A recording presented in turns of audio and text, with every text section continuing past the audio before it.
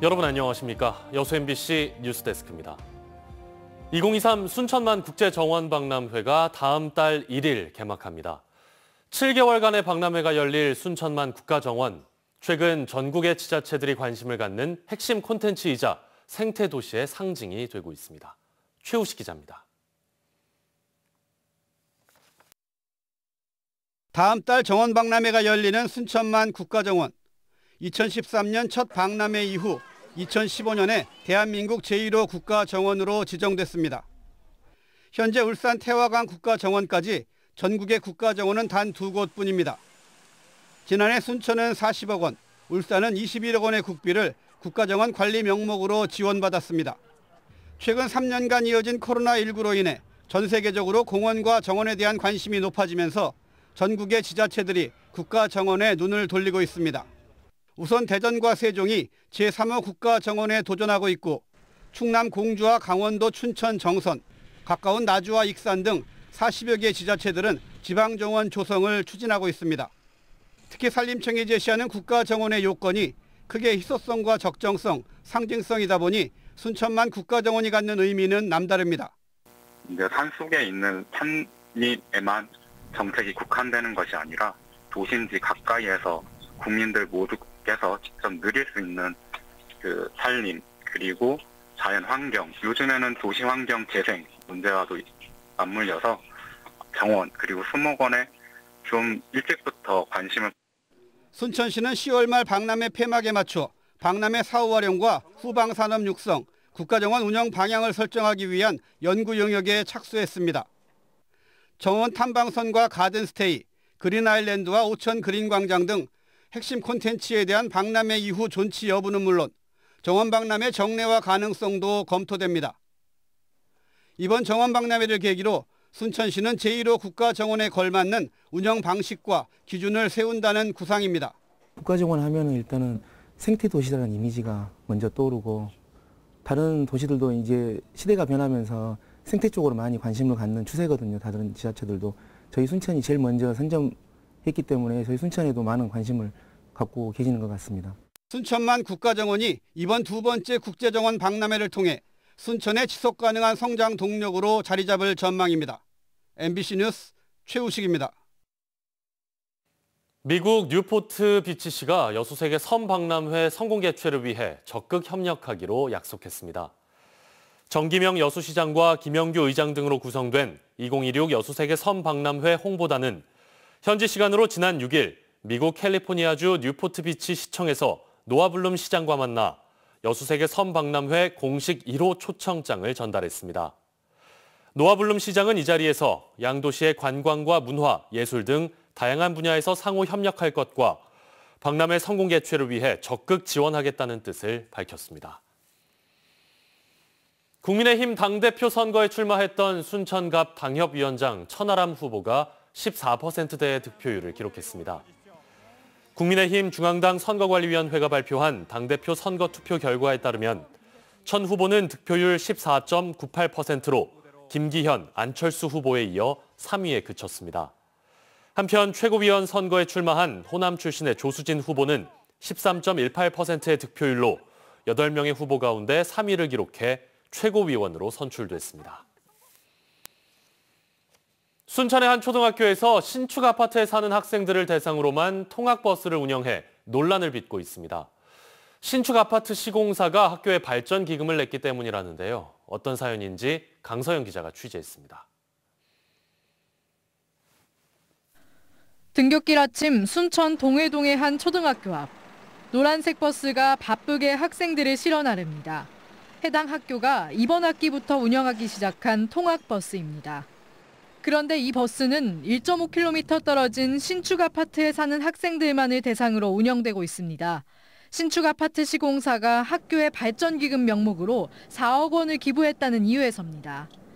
때문에 인근의 다른 아파트 학생들은 신축 아파트와 비슷한 거리에 살고 있는데도 버스를 이용하지 못하고 있습니다. 기존 학부모들은 학교가 일부 학생들만을 위해 발전기금을 사용하는 건 차별이라며 반발하고 나섰습니다. 통학버스에 대한 그 공고를 받습니다. 처음에는 전체를 대상으로 하는 줄 알았다가 이제 특정 아파트만을 위해서 한다는 걸 알고 화가 좀 났죠. 상황이 이런데도 전라남도 교육청은 발전기금을 다른 학생들을 위해 사용할 수는 없다는 입장입니다. 관련 법령에 따라 학교와 멀리 떨어진 신축 아파트의 경우 건축 허가 조건으로 통학대책 마련을 요구하고 있는데 발전기금 4억 원은 해당 아파트 거주민들의 통학만을 위해 사용하도록 협약을 맺었다는 겁니다.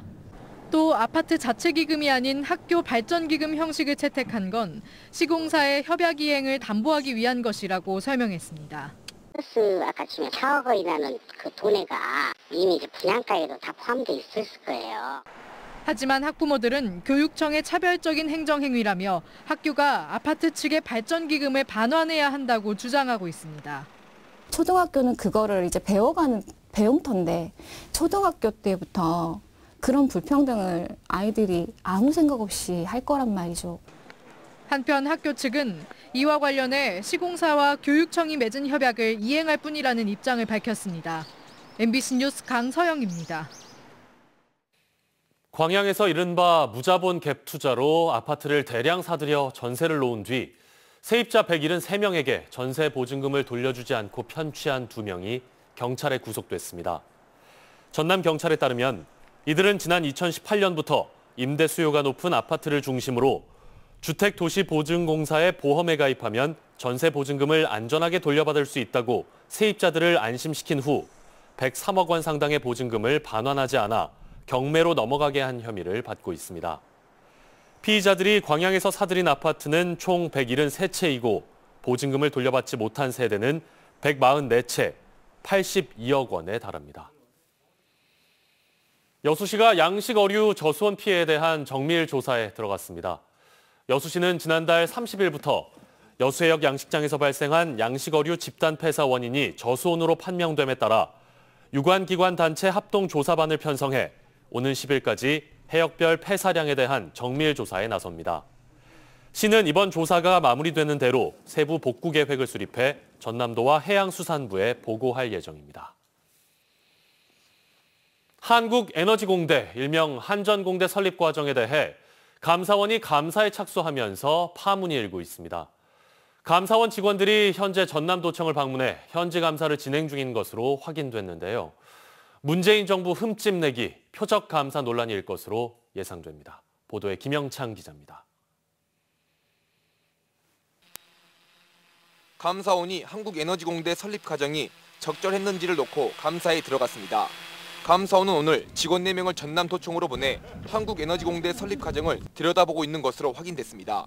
내부는 또 연락하시라고 하는데 필요한 자료 있으면 하나씩 요청하시고 그렇게 하시고 계시거든요. 이번 감사는 보수단체의 감사 청구로 시작됐습니다.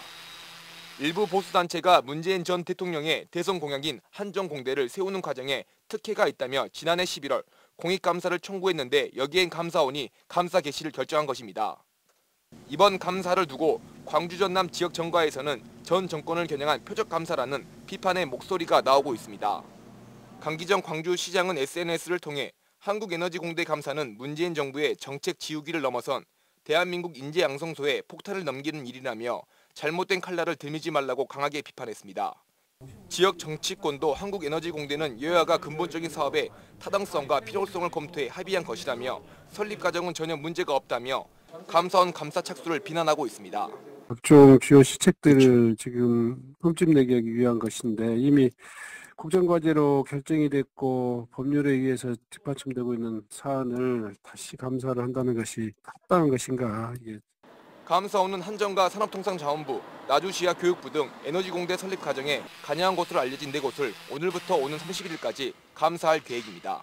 한국에너지공대는 문재인 정부의 대표적인 대선 공약으로 나주 혁신도시 부영 골프장 부지에 지난해 개교했습니다. MBC 뉴스 김영창입니다. 대불 국가산업단지 안에 있는 전봇대들은 대형 선박블록으로 옮기는데 가장 큰 장애물이었습니다. 이명박 전 대통령 당시 대표적인 규제개혁 대상이기도 했는데요.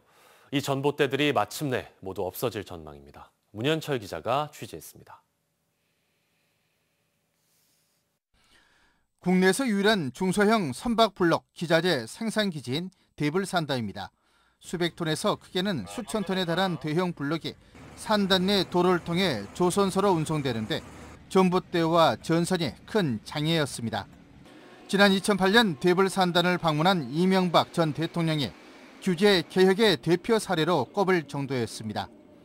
그렇지만 15년이 지난 지금도 전봇대는 남아있고 블록을 옮기는 작업은 여전히 번거롭고 큰 비용 부담을 안겨주고 있는 실정입니다.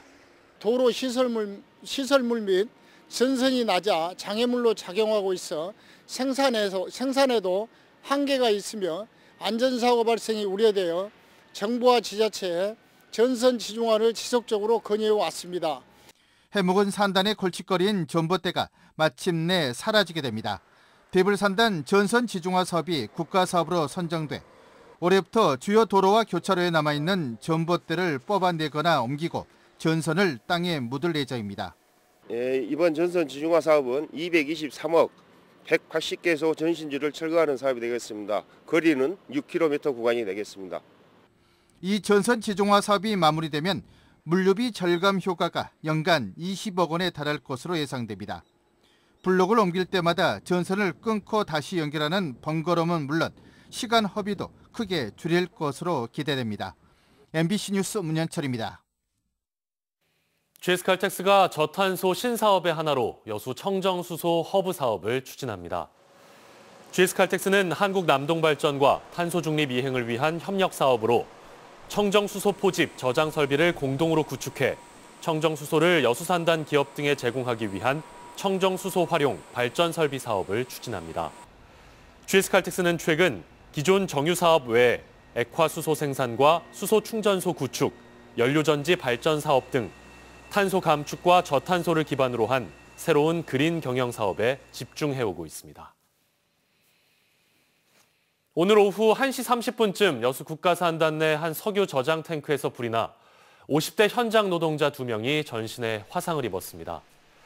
이번 불은 정비 중이던 8만 톤 규모의 탱크 내부에서 발생했으며 화재 당시 탱크는 비어 있었던 것으로 확인됐습니다. 전신에 화상을 입은 노동자 2명은 인근 병원으로 옮겨졌고 생명에는 지장이 없는 것으로 전해졌습니다. 소방당국은 탱크 내부 바닥에 남아있던 원유에서 불이 시작된 것으로 보고 정확한 화재 원인을 조사하고 있습니다. 오늘 전남 동부 지역은 최고 기온이 21도까지 오르면서 올해 들어 가장 따뜻했습니다. 내일도 포근한 봄 날씨가 예상되는 가운데 전남 동부 지역은 오전에 흐리다 오후부터 차차 맑아지겠습니다. 내일 아침 최저 기온은 8도에서 11도, 낮 최고 기온은 18도에서 22도로 평년보다 10도가량 높겠습니다. 바다의 물결은 남해서부 앞바다에서 0.5m, 먼 바다에서 0.5에서 1.5m로 잔잔하게 일겠습니다. 내일 여수의 만조 시각은 오전 10시 24분, 간조 시각은 오후 4시 21분입니다. 한적한 농촌 마을에서 산책을 하던 80대 노인이 이웃이 키우던 개에 물려 생명이 위태로운 상태입니다. 사람을 공격했던 개는 현재 안락사가 검토되고 있습니다. 박종호 기자입니다. 전남 진도군 지산면의 한 마을. 하얀색 개 입주변과 목덜미, 몸통이 붉은색 피로 얼룩져 있습니다. 동네에서 백구로 불리는 8개월 성견입니다. 백구는 지난 4일 오후 1시 50분쯤 동네 산책을 하던 84살 고모 할머니를 덮쳤습니다. 고 할머니는 오른팔을 심하게 불렸고 병원을 전전하다 부산시의 전문 병원에서 수술을 받았지만 생명이 위태로운 상태입니다. 가지고 팔에 완전히 그 뼈가 다 노출돼가지고 바로 가서 일요일 날 저녁에 그 긴급 수술을 하고 마는데 지금 상태는 별로 안 좋습니다. 할머니는 이곳에서 10분이 넘게 개에게 공격을 당한 뒤 집으로 걸어가다 쓰러져 주민에게 발견됐습니다. 거기서 하우스에서 일하는데 그렇게 와서 거기 와서 이렇게 누워갖고 이렇게 있길래 내가 가서 나가서 보니까 차가 나가서 피가 맞아. 백구를 키우던 이웃 김모 씨는 사고가 나기 닷새 전부터 병원에 입원했던 것으로 확인됐습니다. 경찰은 백구가 평소 목줄에 묶여 있었는지 여부 등을 조사하고 있습니다. 현장 조사는 완료됐고요. 그 견주인 그 가해자에 대해서는 과실치상죄로 입건할 예정입니다. 진도군은 백구를 포획해 동물 보호시설에 가둬놓은 상태입니다. 많이 난폭하고 저도 이제 제가 그 이제 물게 좀 가서 이렇게 보려고 이렇게 갔는데 근처만 가도 너무 심하게 이렇게 그 막 물르고 하고 이렇게 막.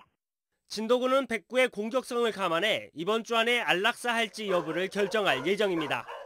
MBC 뉴스 박종호입니다.